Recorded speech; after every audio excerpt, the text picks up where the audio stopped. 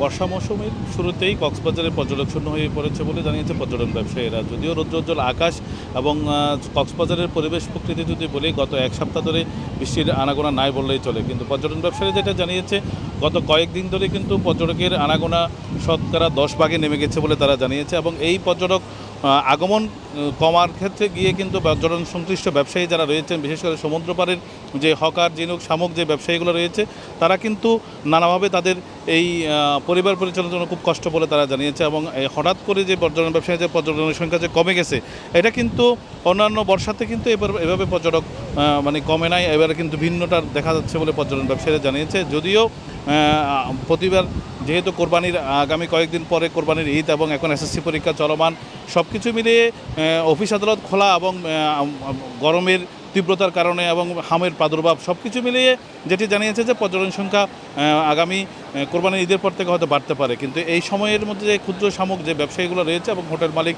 রেস্তোরাঁ মালিক, কিন্তু তারা নানা ধরনের হোটেলগুলোতে অফার চলতেছে। সেই অফারগুলোর কিন্তু নানাভেদ কারণ রয়েছে। তারা বিভিন্ন 5 স্টার হোটেলগুলোতে 60 থেকে 40% পর্যন্ত ছাড় রয়েছে এবং সেই ছাড়ের তারতম্য হোটেলগুলোতে গিয়ে 500 থেকে 700 টাকাও নিম্নমান হোটেলগুলোতে রুম পাওয়া যায় বলে পর্যটন ব্যবসায়ীরা জানিয়েছে।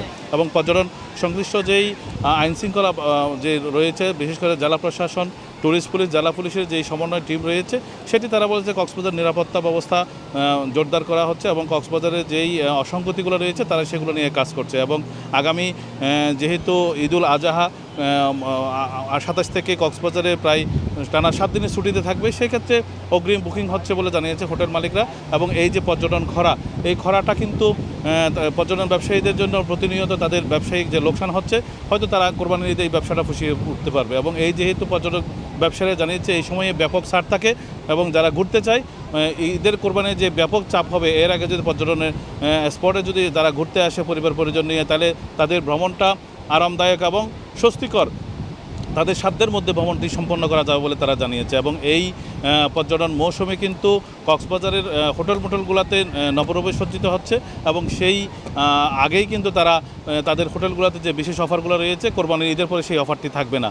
এই জন্য পর্যটন ব্যবসায়ীরা আশা করেন যে আগামী কয়েকদিন পরে হয়তো পর্যটন সংখ্যা আসবে এবং তারা সেবা দিতে প্রস্তুত রয়েছে। এটাই ছিল কক্সবাজার থেকে সর্বশেষ।